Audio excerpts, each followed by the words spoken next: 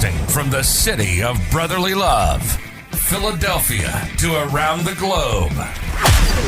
You're listening to Shark Bite Biz, your exclusive place for business strategy, sales, marketing, and tech in the roaring 20s. And now, here's your host, David Strausser. Welcome to the newest episode of Shark Bite Biz. I'm your host, David Strausser. This is your place to learn how to grow a business during complete chaos. Another great episode for you all today. One of the last few episodes we have in our bank where my microphone is jacked up during the interview itself. Apologize for that. Bear with us all. These were such amazing episodes that I couldn't just scratch them all. It all happened in a day, 2-day period where I was recording and a Zoom configuration got messed up. We've tried to fix them as much as possible. Some of them turned out better than others. This one's pretty decent, but we only have one more after this one coming out like that. And I've been mixing in some newer ones that are fixed as well too to try to make that easier for you all. So again, please bear with us. We're almost done. Enjoy the interview. Listen to the guests and what they have to say because they have some incredible knowledge that they're sharing with us. Remember, you can join the channel. Yeah, you can become a baby shark on YouTube for only $3 a month, okay? Now, if donating money through big tech isn't your thing, don't worry. I understand, and we got your back too. Go to deadhousecoffee.com. Use code SHARK. You're going to get 20% off your order, okay? And all the proceeds directly help support this channel. Why? Well, because Shark Bite Biz owns Dead House Coffee. It is my coffee shop, and we put that out there to try to monetize, to get the funds to continue producing this show and getting the word out. Advertisement during the pandemic is not cheap. And in fact, we just had an episode on that where the advertising costs are going to keep going up because everybody's using it. It is in demand, and it is really the only successful avenue to advertise shows right now. So anyways, let's get back to today's show. We have a great show today about startups and the startup community. We're going to be discussing surviving a startup and everything entrepreneurs need to overcome with those impossible odds that they face. We're going to talk about how our guest lost over $9 million. Yes, I said $million. $9 million. That's insane. How he walked away from a $7 million investment. And then he even turned down a $60 million acquisition offer. And if that's not enough, you'll also hear about how Disney ended up saving him from a major lawsuit as well. All that goes into the life of being in the startup world, right? So who is today's guest? Steve Hoffman. Steve Hoffman, or Captain Hoff, as he's called in Silicon Valley, is the chairman and CEO of Founders Space, one of the world's leading incubators and accelerators. He's also an angel investor, limited partner at August Capital, serial entrepreneur, and author of several award-winning books. These include Make Elephants Fly, published by Hachette, and Surviving a Startup, published by HarperCollins. So hey, without further delay, let's bring Steve, or I guess I should say, let's bring Captain Hoff on in here. Business strategy.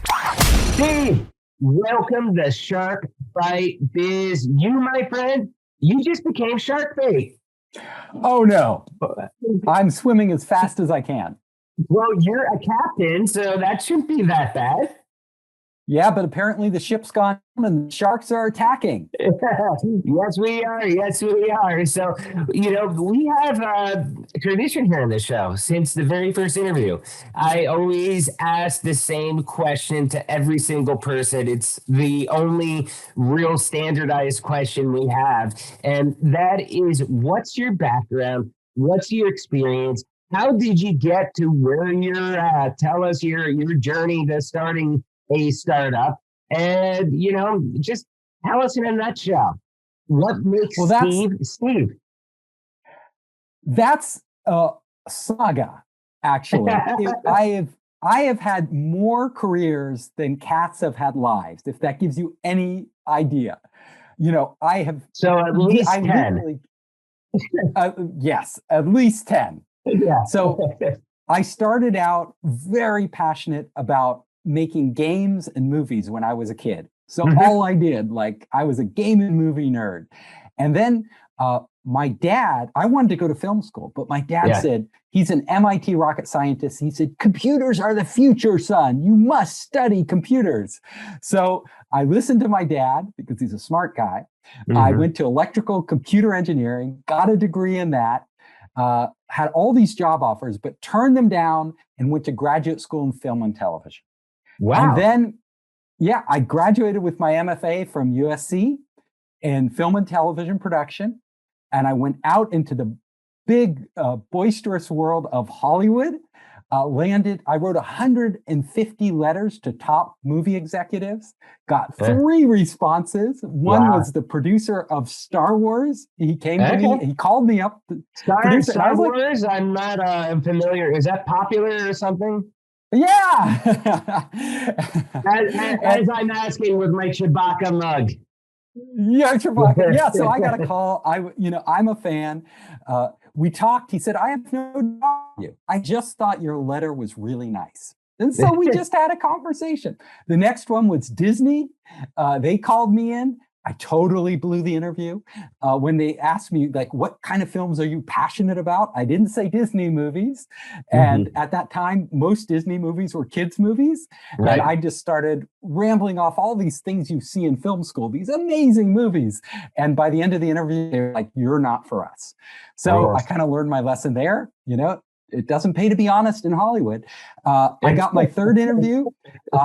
It was a TV production company and called Freeze Entertainment, right across the street from Man Chinese Theater. And they brought me in there and they offered me the glorious job of being a reader. That's where you read piles of scripts. Wow. But within, I'll cut the story short, but within, 1 month, I had actually gotten promoted to development director. So I was in charge of all their film development. It was an amazing opportunity. I did that for a year. Then I met the founder of Sega, Japanese video game company. And I told you I was into games. And I wasn't really making movies at this television production company. I was just greenlighting them. So it's just like getting scripts from agents. And I was kind of the middleman. So I was like, that's not what I want to do. I want to be creative. So I met the founder of Sega, who's an American, although it's a Japanese company. I told him all these games I had made, and he said, okay, I'm flying you to our headquarters in Tokyo. You can design games for us. So boom. Wow. Yeah, I was in Japan. I mean, designing a game, I mean, it embraces tech that you have that tech experience, right? But it also embraces a lot. I think of the storyboard type movie thing too, because games mostly are, at least back then, like a story, kind of like a chronological movie in a way, no? So I designed lots of games. I was totally into board games. So I designed like 100 different board games. Wow. And then I also made my own computer games. I coded them myself. So I was telling him about what the future computer games I wanted to make. And he's like, oh, come over to Sega. We want somebody from Hollywood there. And I was great, kind of a dream job. So I went to their headquarters, worked on all these different games. It was a really amazing experience. And then I decided after 1 year, I'm very impatient. I was like, I want to have my own game company. Like, I want to do this myself. Why should I work for them? So I moved back to California and landed in Silicon Valley, started my own game company called Lava Mine. And my first game was called Gazillionaire, which is all about how to be an entrepreneur. Ironically, what I teach today. And that game became a hit, was a big hit. It's still selling today. It's on Steam, Gazillionaire, and all these games we made. And I just went from there. When did Gazillionaire come out originally? Well, it was like 1994. Wow, that long ago. Yeah, it was. Wow. That dates me. So no, that's fine. That's fine. I'm just trying to figure out, because you said that it's still for sale on Steam. So I was thinking, okay, maybe early 2000s, but I didn't expect 94. I mean, that puts you like OG status in video games. When we sold our first game, we put our code, our game executable on the internet, the early internet, a BBS. Most people don't even know what it is, but we put it out there. Somebody downloaded it. It was Lord Geck. Lord Geck had to be a super geek because nobody else was on there at the time. Yeah. He downloaded it and he sent us actual cash in the mail for the game. $15 in the mail. We have our first $15. We mailed him floppy disks, by all things, through the mail, and he got to play the full version of Gazillionaire. So that's started awesome. That was my first company. The game ended up getting picked up by Microprose, Spectrum Hall. They make like all these classic games like Civilization. So they put it in all the stores. It went from there. We did really well. We made a whole series of games. Then the internet came along. I jumped on the internet with some friends of mine. We created some of the early gaming applications, chat gaming, and then we segued into interactive television, launched this company called Spider Dance, did all these deals with TV networks because that was my other background, with NBC, Turner Broadcasting, Warner Brothers, all of them, Viacom, and, all these different companies, launched all these interactive TV game shows where we did the whole gaming part online. And then that was my first venture funded startup. And then I went and did some other venture funded startups. And after my third one, I launched Founder Space, which is this company here I'm in front of. And all my friends are coming to. My gamer handle is Captain Hoff. So that became my nickname because I'm a gamer. And they're all, Captain Hoff, help me with my business plan. How did you raise all that money? And that Founder Space is basically a startup incubator and accelerator. And now we're global. We have, over 50 partners in 22 countries, and we work with entrepreneurs. And so that's a short, concise version. I left out my career in anime and a whole bunch of other stuff, but I won't even go into that. No, that's fine. I mean, it's really cool because that's one of the things that we like to highlight on the show is career transformation, because a lot of people go to school for one thing and then they find out like, that's not really what I want to do. Or maybe they did love doing it for so many years, but it's like, now my passions change and I need to do something else. So hearing a story like yours, one that is successful, of how you kind of hopped around, changed careers to get to where you're at. I mean, it's inspiring, and, congrats on you for really following your heart and your passion to make what you love your actual business. Now, since you're a gamer at heart, I've got to ask you some questions about the game industry. You okay with that? Oh, by all means. I lived and breathed it. So we've always had the newest version of Xbox. And honestly, I mean, every time a new one comes out, we've always bought it. Up until the latest version, I protested, and I'll explain why in a minute. But essentially nobody was playing it. My 17, almost 18-year-old who produces our episodes, actually, he just straight PC gaming anymore. My other kids are just too young, not really into Xbox itself. So I had it for me just to play Madden football once a year for probably 50 matches, and that's it. And it's an expensive piece of hardware to use so limitedly. So I've actually recently got back into gaming using Google Stadia because I love bleeding edge tech. and what they're bringing, the way that it integrates to YouTube, like you do crowd choice. Say I'm playing Dead by Daylight and I'm streaming it live. You can have the people that are watching the stream pick which character you're going to be. Or you could do live stage share if you're playing a game like Hitman, to where I put a link and you click on the link and you get into the same exact environment I am, so that way you can try to beat it with, I mean, it's so innovative, and it's, to me, it's incredible and mind-blowing. I think the cloud gaming is the future of video games itself, and that any console right now purchasing is almost like buying a legacy piece of hardware right out of the gate. What's your thought on that? Well, my thought is, it's every time you buy any piece of hardware, whether it's a gaming console, your phone, whatever it is, it's a legacy by the day you buy it, it's a legacy. It will last. They are going to come up with something better.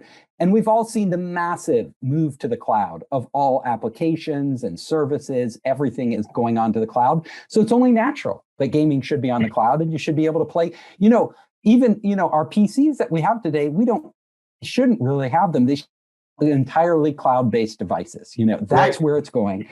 We just got to get Amazon, for example, has that with their workspaces that you're able to do.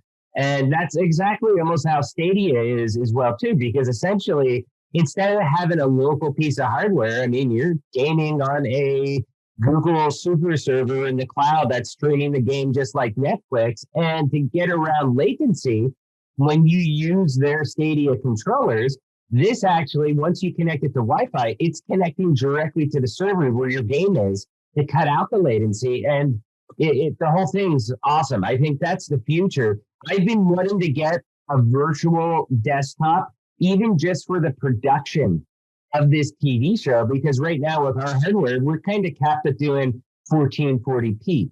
But I can record 4K, 60 frames per second, but it would take us forever to render each video. So I've been looking at getting a virtual workstation that we're able to produce the videos on. Yep. And that will be, it's just around the corner. All this technology, it's coming really fast.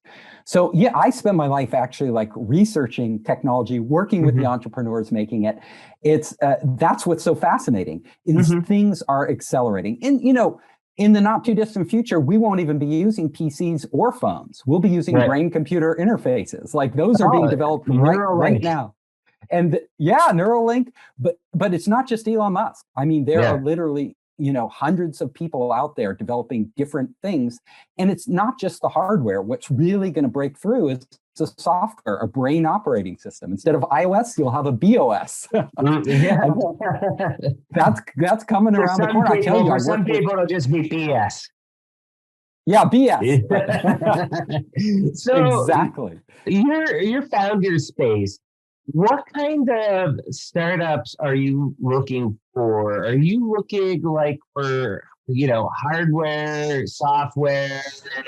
What's the specialty? Because I've heard when I was big in the San Diego startup community before I started my current job, Vision 33. So maybe about 6-7 years ago, I was really big down there in San Diego. And it's almost like the hardware people they weren't shunned, but they were like on the side. It was all about web development, software, those types of things that didn't have hardware components to it. How do you view that? What do you focus on? So we focus on all new technology. So incubators in different countries focus on different things. So some of our incubators focus on AI, others focus on the Internet of Things, others focus more on biotech. We invest in blockchain. Really, we're always looking for what's coming next, not what we've already seen. So my job, before the pandemic, I spent 70% of my time traveling the globe, working with researchers, working with entrepreneurs and other venture capitalists to figure out where the breakthroughs are coming and what we can invest in. Now you brought up a hot topic right there, blockchain. Okay. Blockchain is something that I think most people associate with crypto coming out of there. I know there are companies, I believe Walmart, I might be mistaken on that, that's using blockchain to track inventory. Is blockchain going to be a bigger part of our future? Well, I will tell you, people compare blockchain to AI, let's say. They're very different. So AI is sort of a universal utility. You can apply AI to almost any business on the planet or any problem we have in our lives, and it can solve problems, basically make it smarter. Whatever devices we have, whatever online services we have, you can make them smarter with AI. It's incredibly powerful in that way. Now, blockchain is a much narrower technology. It was designed with cryptocurrency in mind. So it was designed to do one thing extremely well. Now, in the US, and I write about this like in Make Elephants Fly, my book on innovation, in the US, we have applied blockchain to a lot of problems. Like the top corporations, they were taking blockchain and trying to solve logistics problems and all these different problems. What they ended up discovering was that 99% of those applications that they applied blockchain to, it wasn't the best solution. It's like trying to hammer in a nail with a screwdriver, right? The screwdriver is good at what screwdrivers do, not at everything. So certain of these were much better off with centralized database. Decentralized system is really good for like managing a currency independent of a government or, like that, but it's not necessarily good for all the different problems you have in the world. However, the things that blockchain is good at, it's very good at, and other databases, other technologies cannot do. So we're seeing like a huge boom right now. Cryptocurrencies are still going strong. We also see NFTs, non-fungible tokens. Yes, non-fungible tokens selling for millions of dollars. It's insane. I think that is crazy. I am not big on the NFTs. However, I do own Strausser.crypto and I own Strausser.eth. And I also I thought this was cool. I got my own vanity crypto wallet address as well too, which is paymeyear.crypto.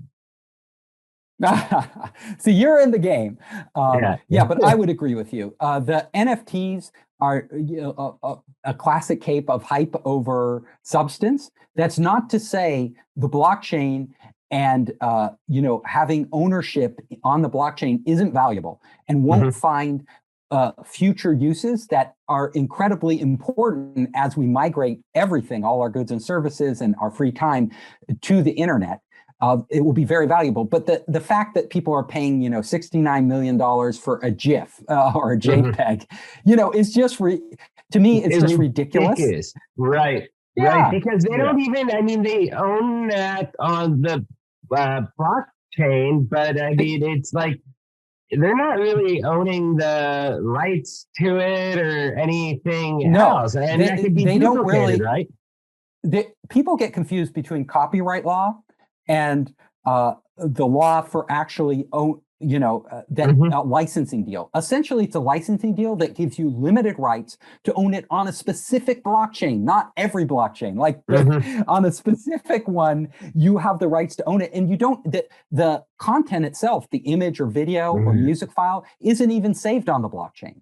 It's actually saved on some server wherever it was uploaded. All you're getting for your money is a pointer to that server and a documentation saying you have the unique version of this on this blockchain.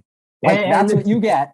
Have you seen the stories about the disappearing NFTs? Because, like, for example, they get the link and then all of a sudden it's been taken off of the site where it originally was, and that link now leads to nothing. Right. That's basically, it's pointing to a server, and if they pull the image off the server, it's gone. And that server can be controlled by anybody, like some random site where the owner originally uploaded it to. So, and there's also fakes out there. There's a lot of fakes.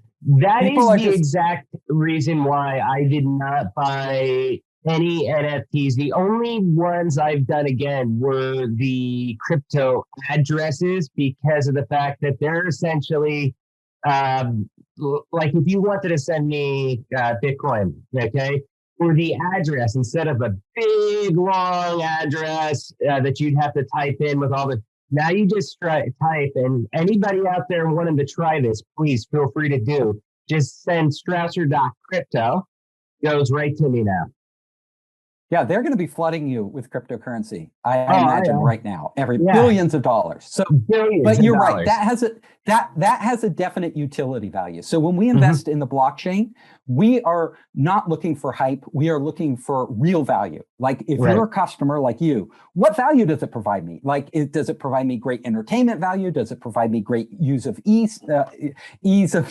I think by buying that domain, it created the ease of use for me to where now I have my own wallet. I think that was a smart purchase, especially because it was like, I think 40 or 50 bucks for me to get the domain.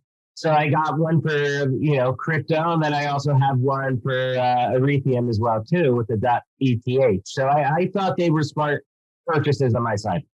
Right. And those make a lot of sense to us. So when we're investing, we always look, whether it's the blockchain or any other technology, what does it do for the end user or the customer? Like what value does it create in their life? Because at the end of the day, if it's not creating value, if it's just something cool that will, a trend, a fad, then it won't last. There won't be, it's not going to be a sustainable business. Oh yeah, so, definitely. So I want to take a chance to pivot here because we do have, someone super talented and everything, and crypto is really popular. So I'm glad that we talked about that right now. But I want to hear the story around how you dealt with losing $9 million. That's not pretty. So, in my new book, Surviving a Startup, I write about a lot of stories, and a lot of them are very painful. I call it surviving a startup because, it's hard to survive. Like most startups fail. I suffered too. I've had successes and I've had failures. And I tell you, you learn a lot from the failures. Well, my first venture funded startup was called Spider Dance. And it was the interactive TV company. And we had, all the big networks as our customers. Like they were all on our platform to literally run shows. We were the king.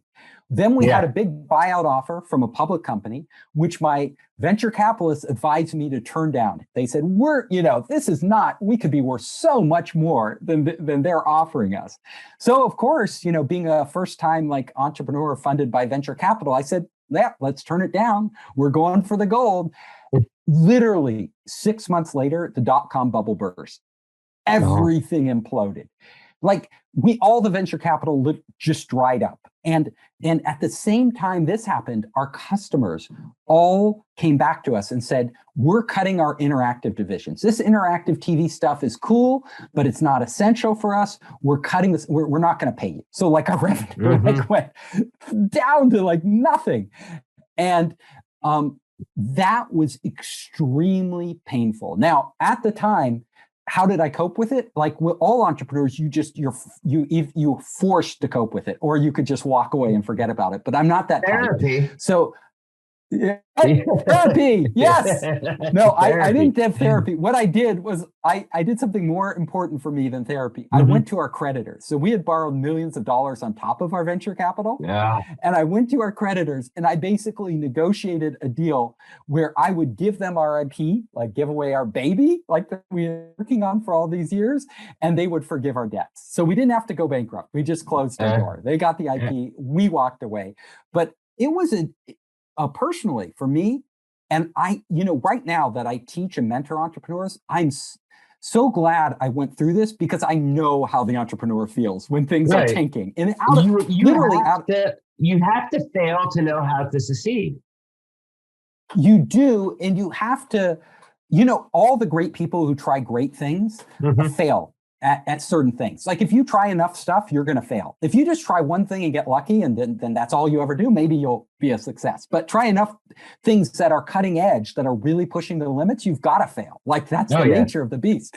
And So I learned that, first of all, I did suffer depression. Like, I won't, sugarcoat it. It was hard. Like, it was my first big shot, and I blamed myself. I was like, why didn't we take that damn buyout offer? Like, why did I get talked into this? I could have like cashed out and everybody would have been happy. And here I have to lay off all my employees. Like, this is like brutal, So and that buyout offer, though, was that the 60 million acquisition offer?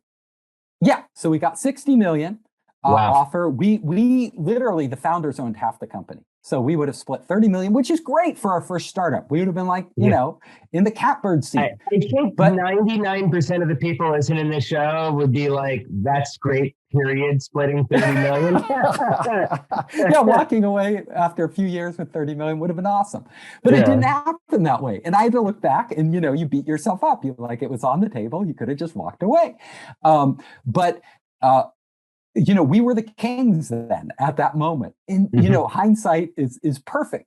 So I was beating myself up. And then I came to a realization. It's really important for you entrepreneurs out there. I found myself telling myself, I can't go through this again. I let everybody down. I made that mistake. I was the CEO. It was my fault. Don't even do this. It's too painful. As soon as you say that, you are making your own destiny. You are literally telling yourself you can't do it again. You were a loser. It was your fault. Instead of saying, I caught myself saying this over and over. You're programming yourself in a negative way. I caught myself and I say, no, if you say that, it's true. If you literally say, look, everybody screws up. I'm not infallible. I screwed up. What can I learn from this? And where can I take myself next? And honestly, if I hadn't done that, I would have just got a day job and I would have just been working in a day job the rest of my life. And that's really critical to reinforce there. I call it like, hey, I got to follow my own sword. I own it. I messed up. However, I ain't ever doing this again, because I learned from it. Right. And it really helps. I outline this in my book, a lot of the key things, but look back at other entrepreneurs and what they've actually done. Like Bill Gates's first venture didn't pan out. Like, it was a flop. Steve Jobs, he launched the Newton, the Lisa, Next computer really, never became a thing. Look at Hershey from Hershey Chocolates. Didn't he have bankruptcy like 30 some times prior to Hershey Chocolate? And now we all eat Hershey's, right? Exactly. That's what I'm saying. In America. I'm telling you, you can defeat yourself and you can look at your first failure as a real failure, or you can keep moving forward. And I believe entrepreneurs aren't born that way. They're made that way. Yes, you are born with talent. Like, some of us are born with like incredible talents, but you can always get better. You can always improve. And I wouldn't work with entrepreneurs, like mentoring them and coaching them and teaching them, if I didn't truly believe that there was something to be gained by that. Right. And I just Googled it to be factual on the show. Milton Hershey did not do 30 bankruptcies. He had 2 bankruptcies prior to coming out with Hershey's. But that's still amazing. But I will tell you, it felt like 30. It probably did. Exactly. So we have time, I think, for one final question before we find out about how we can get in contact with you. And you work with a lot of startups, okay? So you've seen a lot of failures. You've seen a lot of successes. What do you think are the main traits that define a successful entrepreneur? Oh, this is really important. I have 3 main traits that you have to possess. Number 1, leadership. You never build a big company. If you just want to do a solo thing, that's fine. But you never build a $1 billion company or even a mid-sized company alone. You have to get other people on board. So if you can't attract great talent, if you can't lead them, if you don't have that ability to inspire people and get them going, then don't be the CEO, first of all. You could be a co-founder, but don't be the CEO. You could be the tech lead or somebody at marketing or something else. Number 2, just like we were talking about, perseverance. You need to stick with it, because you're going to hit roadblock after roadblock. Everything that can go wrong will go wrong at some point. And if you crumble at these mistakes, then you're just not going to make it. There's one of the biggest regrets that I've had in my life is the perseverance part, okay? To where yes. I give, younger, more arrogant sales rep, I guess you could say, cocky. Yeah, I'm working on stuff and yeah, I'm getting sales, but it's not going near the way that I wanted it to go, meaning I'm not making as much results wise. And, I give up. And, every time that has happened, I always find out, oh, that big multi-million-dollar deal that you were working on? Yeah, well, 3 months after you left, it closed. And it's like, that would have been, a couple $100,000 worth of commissions for me. And that's where over the last 7 years, I swore to myself, I'm never going to allow that to happen again. I am going to see things through as long as I can and wait it out. Eventually, there's going to be a call quit point, but you have to stick with it longer. So one of the most popular questions that entrepreneurs ask me is, when should I quit? Yeah, exactly. And this is a really tough, you outlined one case, right, where you gave up too early. Mm-hmm. But I'll tell you, more entrepreneurs fail because they stick with an idea too long than because they quit. And when I say quit and perseverance, I don't mean sticking with something that isn't working. I mean figuring out what works and moving to that. So always, the really hard part for you and for everybody else is, am I making progress, right? Am I moving towards that goal I set? And so you need to carefully vet out, like in your case with the big deals that are going to close, you need, what I recommend is that, you need to engage more deeply with those customers. You need to find out what's really in their head, because that will give you the knowledge you need to know if you want to move forward with them or if you should cut loose, like and move to the next one. Yeah, definitely. The problem with being an entrepreneur is there's always hope, right? So no matter how much your product isn't performing in the marketplace, you can continue to hope that the next feature you add. Yes. And I see entrepreneurs just like use all their money and go off a cliff because they refuse to change. They refuse to recognize that nobody really wants their product. Like they think it's great, but nobody out there wants it. So it's the hard part. I tell entrepreneurs is the hard part. You can't just make these decisions rationally. Like you say, a lot's at stake. You've invested a lot into this. Like it could be a huge payoff. You need to figure out whether it's a huge payoff or not. And that's the third criteria I have. It segues right nicely into that. And the third criteria is going deep. Like whatever you do, you can't stop at surface level data, because if you stop at the surface, you just know what everybody else knows. And a lot of times you don't know enough. The entrepreneurs who truly succeed, they start, if they're in sales, they like penetrate so deep into their customers' psyches that they are like seeing the world through their customers' eyes, and they like know how the company runs, and they know the decision-making process, and they can clearly like pinpoint all the people they need to talk to. If it's their other customers that they're working with who are buying their product, they know exactly why the customer is buying their product, or they figure out why the customer isn't buying their product, which is usually the case. Like what is stopping them? And so they can make they aren't shooting in the dark with random features, random changes, praying that something works out. They are actually investigating deeply. So those three criteria are really important. If you can combine all of those: leadership, stamina, and then really going deep on whatever your business is, that combination is the winning formula for entrepreneurs. And that is awesome. Hey, this has been an incredible, far-reaching interview. It's amazing in 30 to 40 minutes how many different different topics we can discuss in a good amount of detail, isn't it? We covered a lot. Yes. And I love discussing. So I'll be happy to come back anytime and go deep on anything. Definitely. Later this year, I'll definitely get you back onto the show. But in the meantime, for everybody out there on YouTube, listening on iTunes, Spotify, iHeartRadio, wherever they're at, consuming this interview, how can they reach out and digitally stalk you? You can reach out and digitally stalk me. First of all, you can go to Founderspace and email me. They forward all the emails addressed to me. You can also, I'm on every social network. I'm on Instagram. I'm on the new Clubhouse. I'm on Facebook, Twitter, LinkedIn. TikTok, everything. Just search for Founder Space. Founder Space. So go to Founder Space, look me up. If you want to get my books, they're also just on Founder Space. It's super easy to find.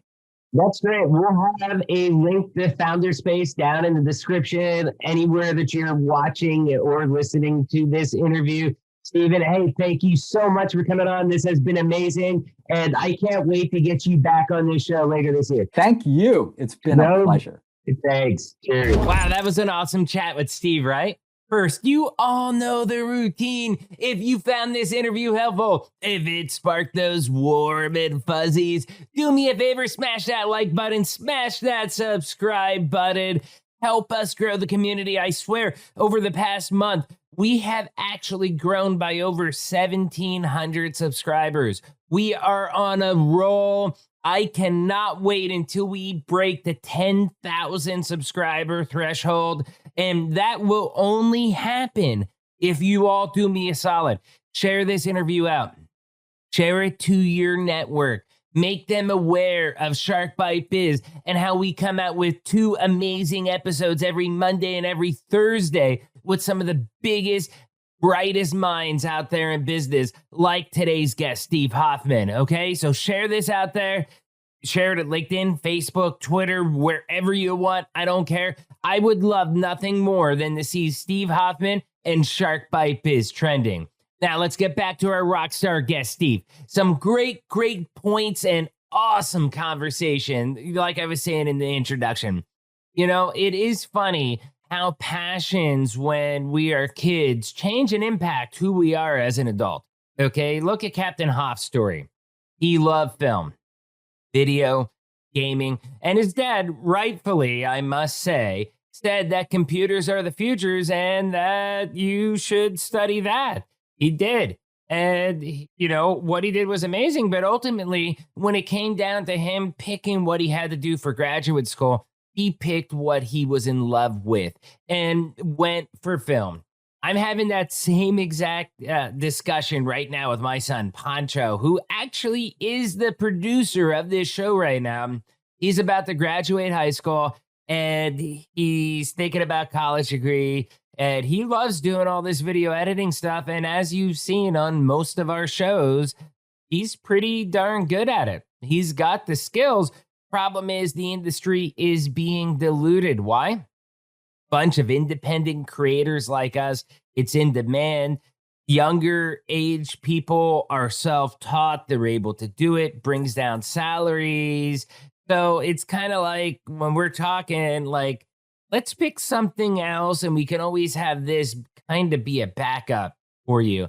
That being said, we just can't deny what he loves and what he's passionate about, what he adores. Even if he picks something else for college, at some point in his life, the love of video editing and creating all this stuff is going to call to him again. And chances are he's going to jump on that opportunity, because whatever he does between now and then won't be his true love.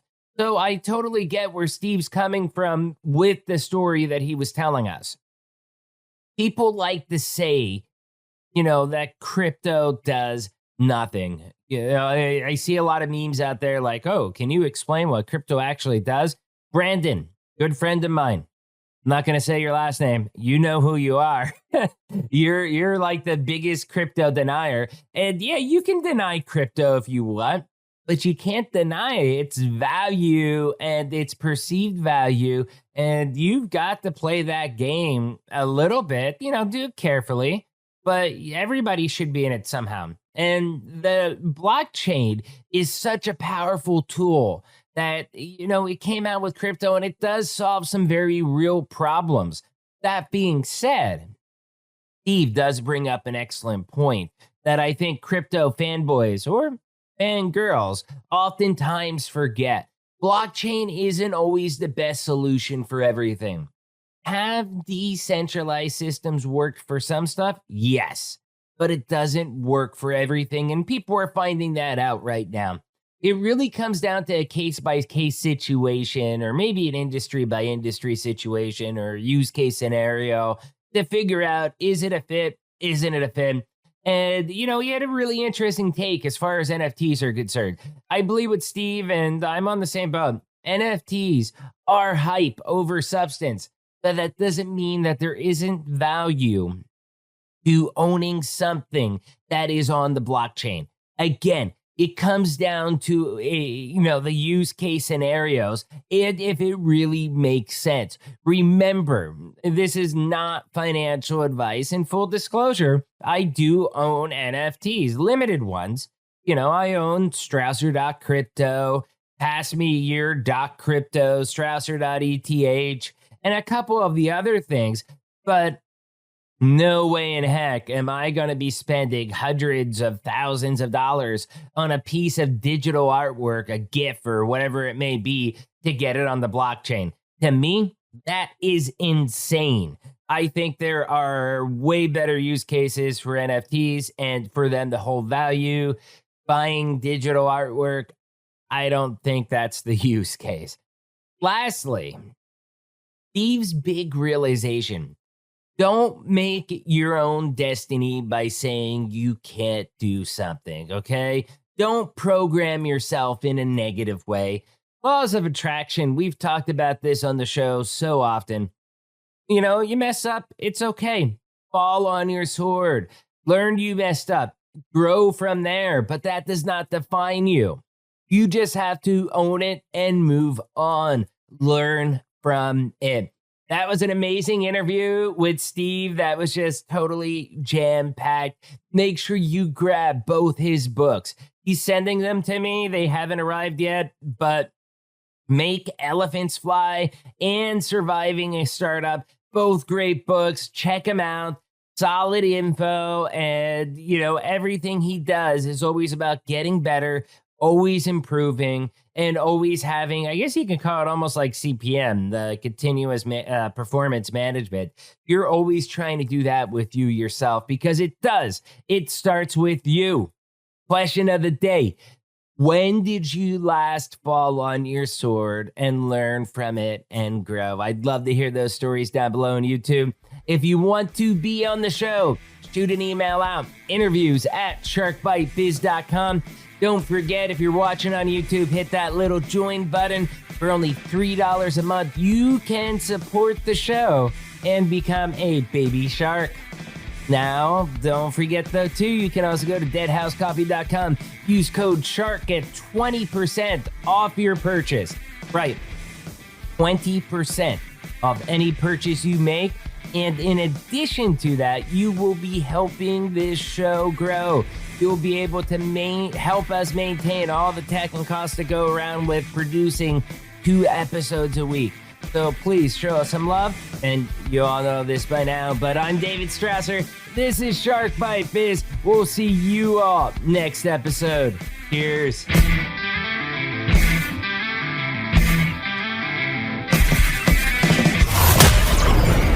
Thank you for listening to Shark Bite Biz.